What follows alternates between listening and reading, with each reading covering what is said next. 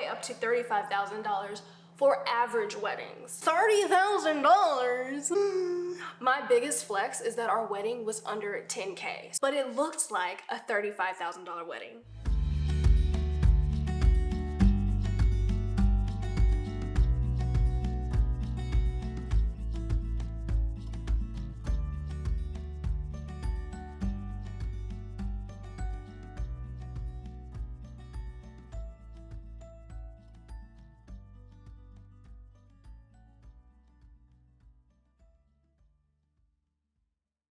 Hey people, welcome back to the channel. So much has happened since we last talked, but let's just start with the biggest one. I got married, I had a destination wedding in Mexico, and I just wanted to jump back on with some information before we got into all the fun stuff with the wedding. So here are 4 things that you definitely want to consider when planning your destination wedding, and 4 things to avoid at all costs. Let's jump right in. Communication, communication, communication, communication. It's important in relationships, it's important in your destination wedding. A few ways that we communicated with our guests was through our invitations. Obviously, you're gonna send an invitation, and we put as much information on that invitation as we could while keeping it elegant, classy, and not overloading.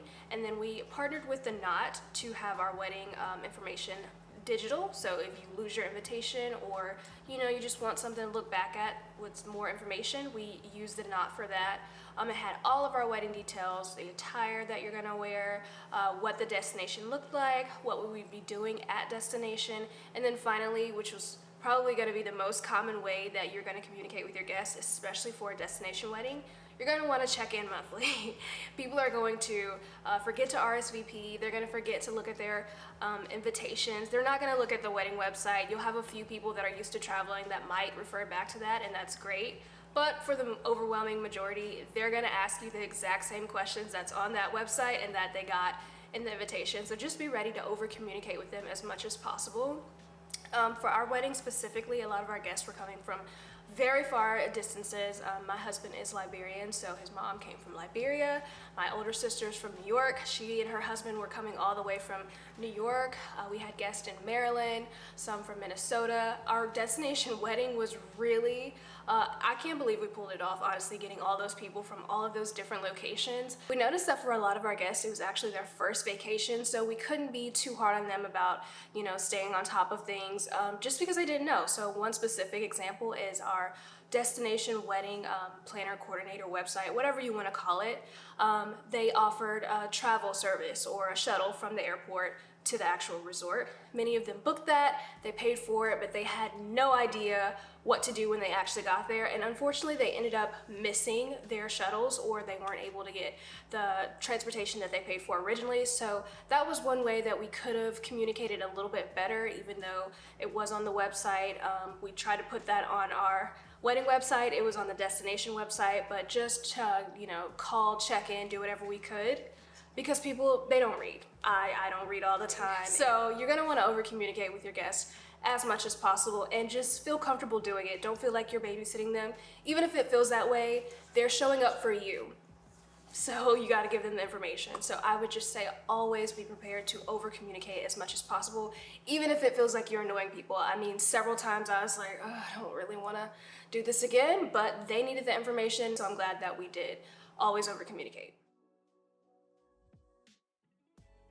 Giving yourself a year in advance to plan is the bare minimum. I am totally type B. I've never been a planner. I don't put things in my phone. I'm very forgetful. So you definitely want to give yourself at least 1 year of planning time, just in case anything changes or anything goes wrong. Our initial plan was to have our destination wedding in Brazil. So we took a trip last year around the end of February, beginning of March, to try to just scope out our venue, because we actually already had our venue locked in, we were ready to go. And once we got there, we realized that with guests coming from Liberia and New York and all over, it would just be a lot more feasible for our guests to have something that wasn't so far away. It was absolutely beautiful in Brazil, but it was very difficult to communicate with the people there. A lot of them didn't speak English. A lot of our communication was through hand movement and gestures. It was basically a big charades game in Brazil, which was really fun for Twaka and I, just as a couple traveling there, but for guests, at a wedding event, it would have just been a disaster. So giving ourselves a year in advance to plan was crucial. I'm so glad that we had at least a year to get that changed. Because we were having a smaller and intimate wedding, our guests were a little bit more flexible with us, and that's something that you can also expect if you're having a destination wedding versus having a huge wedding in your local city or wherever you live and everyone that you know is there. They're not going to be as forgiving as close friends and family, so they were flexible with us when we changed our destination from Brazil to Mexico. A lot of them were actually happy. It made it a little bit more of an easy trip for them, but you're definitely going to want to give yourself bare minimum. I'm stressing bare minimum because 1 year was really tight for us, but 1 year gives you a little bit of a wiggle room if you're going to plan with a destination package like we did. I couldn't make this video without mentioning budgeting. Everybody knows that they should budget, but do they know that they should budget and stick to the budget? That's the hard part. So for us, our wedding package came with a lot of things, and if you're indecisive like me, having a budget and actually planning to stick to it really helps you to narrow down your options. So I was able to flip through the catalog and only look at what our budget allowed. So that really helped. On the other hand, I didn't love the options that we were given. Even the more expensive flower options for us were just not anything that we wanted to spend money on.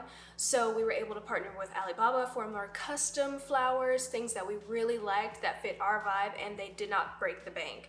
I will just give a disclaimer, if you are planning ahead, you're gonna wanna do all of that Alibaba stuff and looking for your flowers in advance, because there are shipping charges if you wanna have things rushed to you or shipped by air. So if you ship things by sea, it's a little bit cheaper, but I didn't get my flowers until like the end of November, early December, and our wedding was in January. So I had to rush a lot of that, but it was still cheaper and I liked it a lot more than the catalog options from our website. So I don't know, just keep that in mind. Another thing that I really had to struggle with budgeting on was like little details like the chairs. So I have my Pinterest board, and I'll drop the link below of all the stuff that I had saved from my wedding, but I saw these beautiful table designs and like the really cute chairs, and I wanted the chairs, but our package already included chairs that were just white. And to me, I'm like, ugh, I don't want white chairs on a white cloth, but it actually ended up really beautiful, and it was affordable because it came with our package versus the chairs that were, I think they were going for about $10 for the ones that I really wanted. I wanted them, but they were like $10, and if you times that by the amount of guests and the extra people, it really adds up in comparison to the free chairs that came with our package that ended up looking pretty nice. They were really beautiful. I was afraid that white on white would not look good, but out in the sunny beachy venue, white on white was definitely the way to go. So have that budget, stick to it, and just spend money. If you want to splurge, do it on the things that matter, not chairs, because I guarantee you no one's gonna remember what my chairs look like.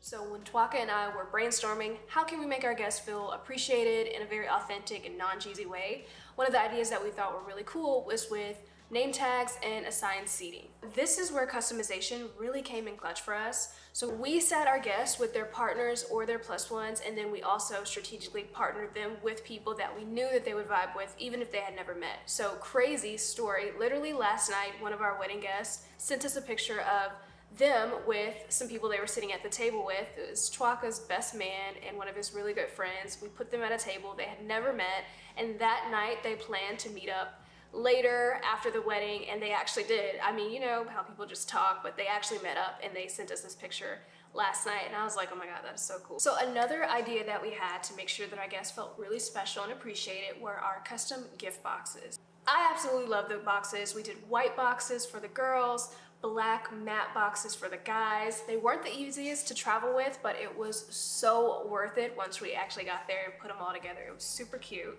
We put custom tote bags in there and had like our little wedding date on there, the location, and an A and a T for Anna and Twaka. Super cute. I love that, so they could carry that with them to the beach if they needed to. We also had an eye mask, so the resort required that every guest stay at least 3 nights, so I thought it would be very beneficial to go ahead and put an eye mask in there. Very comfortable, they could dispose of it or take it back with them. That was cute. We also threw some chocolate in there. It had a little wedding design with our date and our A and our T. It was just so cute and fancy, I loved it. And then we custom wrote, I guess not custom, but we personally wrote thank you letters to each one of our guests Some I wrote, some Tuaka wrote, just to give a very personal feel. We appreciate them spending the money to get there, taking the time off work, doing all the things that it takes to travel, not to mention the hassle that it was to get there in January. So we were really appreciative. Really encourage you guys to do that too, especially for a destination wedding, because it really becomes about the guest at that point too. One of the plus ones I had never met, and she just kept going on and on about how much she felt welcomed, and she was like, "You guys really planned for me to be here?" And I was like, "Yes, that is the point." So I loved making our guests feel special. I really encourage you to do the same. If you're having a destination wedding, make it a little bit about the guests, because they are there for you. So when we originally told our guests that we were going to be having our wedding in Brazil, or a destination wedding period, we got immediate pushback. And ultimately, it was because it was going to make a lot of people who really wanted to be there not be able to be there, and we understand that, but we had to do what was best for us. Let me check. So the average wedding cost in America is between $29,000 and $35,000. $30,000. My biggest flex is that our wedding was under $10K, but it looked like a $35,000 wedding. The wedding guest list was another area where I really had to stay strong and not let other people make decisions for me. My vision was always to have an intimate wedding with people that I do day-to-day life with, or people that support from a faraway distance, but you just know they're always going to be in your life. And when I look back at the pictures and see myself laughing and smiling and being able to let loose and dance, and just the speeches and everything was so personal, I am so happy we did that. And so if there's somebody that you don't want at your wedding, or you do want at your wedding, go for it. Don't let anyone make those decisions for you. So I had to learn this the hard way, but you definitely don't want to just pick the first wedding planning company that you see. And because we were just coming from having to switch our location from Brazil to Mexico so quickly, I was just like, I need something fast so that I can give our guests enough time to plan, and so that we can have enough time to plan as well. But the more I started digging and working with the company, I realized like I should have done a little bit more research and gotten a lot of the stuff cheaper, just like we did with our wedding arch and our flowers and all the things that we did research on. So even this morning when I checked the website, I realized that the actual resort that we stayed at for all those nights, and we paid all that money, it was cheaper to just book it through the resort than to go with the third-party website that we chose. So shuttling, we paid about $50 per person for an airport shuttle to the resort and back, when they had a free shuttle the whole time at the resort. And I'm just like, we had all of our guests pay for that. Some of them even ended up missing their shuttles when it was free through the resort. They had a wedding planning site through the resort, and we did all of that through a third-party vendor, which made communication way harder than it had to be. So I'm just gonna say, definitely research, compare options. If you do end up going with a really good wedding planning site, just compare their prices to maybe the venue they're sending you. So for an example, if your wedding planners want you to try a venue, look up that venue on its own and just see what their pricing is, because 9 times out of 10, it's probably going to come with its own set of perks, and the communication with that direct location will be a lot better than dealing with a middleman or a third-party vendor.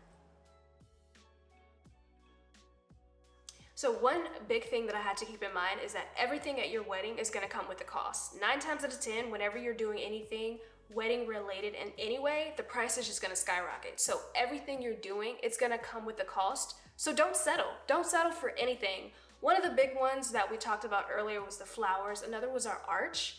A lot of the arches that came in the catalog with our plan or our package were just not our style, and they weren't cheap. The cheapest arch that we were shown through our wedding planners was roughly, I think it was like $475 or $500. I think it was $500 for a big wooden, just square arch. It had like some white fabric wrapped around it. It was just not gonna cut it for our wedding. Not the vibe, not anything that we liked, and that was the cheapest one offered. So I was like, I'm not gonna pay for this, and I don't love it. So don't settle. Always, always, always look around, research. We ended up going with Alibaba for our arch as well. We got there, we put it together, and it was so beautiful, so elegant, so minimal, which is definitely our style for a beach resort wedding. We didn't want a bunch of flowers and over-the-top stuff anyway, because the venue on its own was beautiful. It looked like $1 million. So don't settle, whether that's with flowers, whether that's with guests, whether that's anything that you don't want at your wedding, don't have it there. And if there's something that you want, find a way to get it there because it is your big day. It was my big day and I did not want to settle with an ugly wooden arch. Our package with the resort, or with Destify rather, came with a wedding planner, which was very helpful, but communicating with her was very stressful. I'm just gonna be honest. I could mainly only communicate with her through a long string of just emails here, emails there, things that just didn't add up. I had to work around her schedule for planning phone calls, and ideally I'd want to be able to just shoot a text over with some pictures of ideas that I want, or just give her a quick call whenever I had something. And I'm not a wedding planner, so that may be not feasible for anyone, but overall it was just very stressful. A lot of our planning process started around Thanksgiving or Christmas, just with the wedding website alone. So she was out of office for most of the time that I needed her, and so it just made it very stressful. And the more we got close to the wedding, the more things honestly just started to fall apart. I mean, our flights got canceled. That was a disaster. The day before we were supposed to leave, we found out our flights got canceled. The day that we actually traveled to Mexico, our flights were delayed by hours. It was absolutely terrible. And just more and more stuff started happening. And I was just like, at this point, I can't stress about this anymore. Luckily, because we had our friends and family, they were very accommodating, they were flexible, they were helpful. The intimate wedding really made a lot of the stress go away, and a lot of our guests really just assured me that it's typical for things to go wrong. So I'm here to tell you, try not to stress about the little things, even the big things, because if you go through with your wedding, it's all gonna come through. At the end, it's gonna work out, it's gonna be beautiful. If you have to make some little small pivots and changes throughout the way, it's normal. It's normal for things to go absolutely terrible, but they're gonna come together at the end. The goal is to marry the person that you love. And if you're having a destination wedding, it's small, it's intimate, no one's gonna care. I mean, our bags ended up getting lost in the airport. So I prepared myself to have to walk down the aisle in like regular clothes. I was mentally prepared, like, I might not have my dress, but at the end of the day, I'm still gonna marry Chwaka. All of our close friends and our family are gonna be here. We're on this beautiful beach, this beautiful venue. All that matters is that we say our vows that we wrote to each other and that we have a good time here. And that's all you can really do. So don't stress, keep the main things, and have a good time. Have a good time at your wedding. Enjoy each other's company and just fantasize about the rest of your life together. All right, people, that was my TED Talk. I hope that was really helpful. If that was valuable to you, go ahead and comment if I left out anything, or if you have questions about the resort, my dress, anything like that that I did not mention, comment those questions down below. Go ahead and subscribe because I still have so much wedding content and other life stuff in general to talk to you guys about and help you through. So if you enjoyed this video, comment, share, subscribe, do all the things. I love you guys so much. Thanks for watching, and I will catch you guys back next time.